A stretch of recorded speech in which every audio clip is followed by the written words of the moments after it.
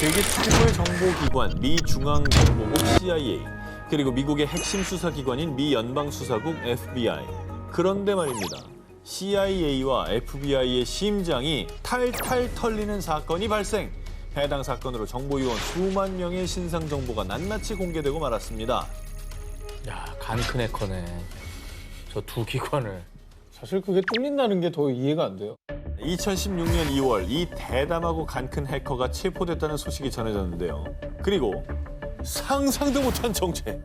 그는 영국에 사는 케인 갬블이라는 10대 소년이었습니다. 10대 소년이 CIA, FBI를 털었다고 이거 말이 됩니까? 믿기지 않는데요. 범행 당시는 15살이었습니다. 이 소년 갬블은요. 내 실력이 어느 정도인지 보여주겠어?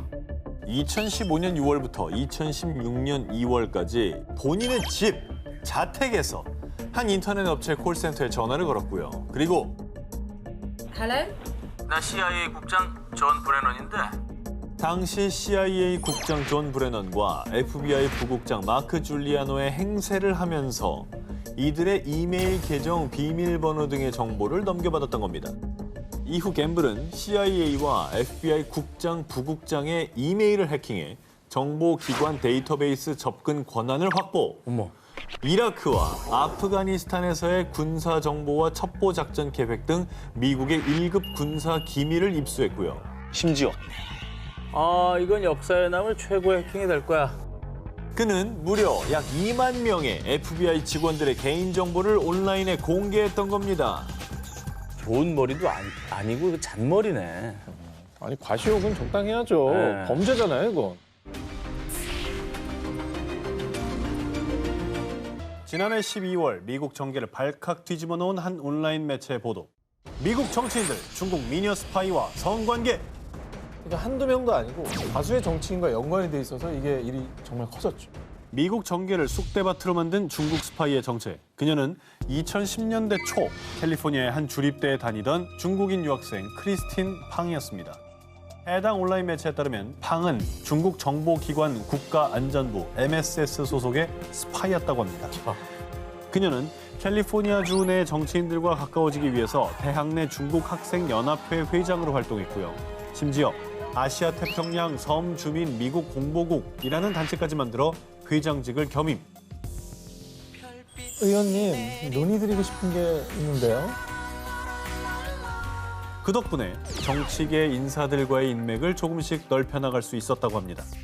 미국은 이제 로비이스트 단체를 만드는 게 합법이다 보니까 저런 단체면 정치인과 만날 수가 있죠. 의도적으로 접근한 게 딱 티가 나네요. 그죠? 그렇습니다. 그리고 그녀의 첩보 대상에는 당시 여당이었던 민주당 인사도 있었는데요. 그중 그녀가 접근했던 것으로 알려진 인물. 당시 최연소 하원 의원이었던 에릭 스왈웰이었습니다. 2014년 스왈웰의 재선운동 당시 팡은 스왈웰 캠프에서 선거 자금 모금을 적극적으로 도우며 선거운동에 깊숙이 개입했다고 하고요. 그 밖에도 인도계 출신 로카나 의원, 하와이주 하원 의원이었던 털시 게버드 등의 선거 기금 모금을 돕는 등 정치계 사교의 여왕으로 군림했던 겁니다. 게다가 지금까지 조사된 바에 따르면 중서부 도시 시장 2명과는 육체적 관계까지 맺은 것으로 전해졌습니다. 어떻게 보면 이제 미국은 철저히 지방으로부터 올라가잖아요, 인사들이. 그러니까 시장이 또 주지사로 올라가고 그렇죠. 의회 의원들도 되고 상원에 뭐 나아가서는 대통령 후보까지 되는 거니까. 그러니까 빅픽처를 본 거네. 밑에부터 다져. 큰 그림을 그렸네.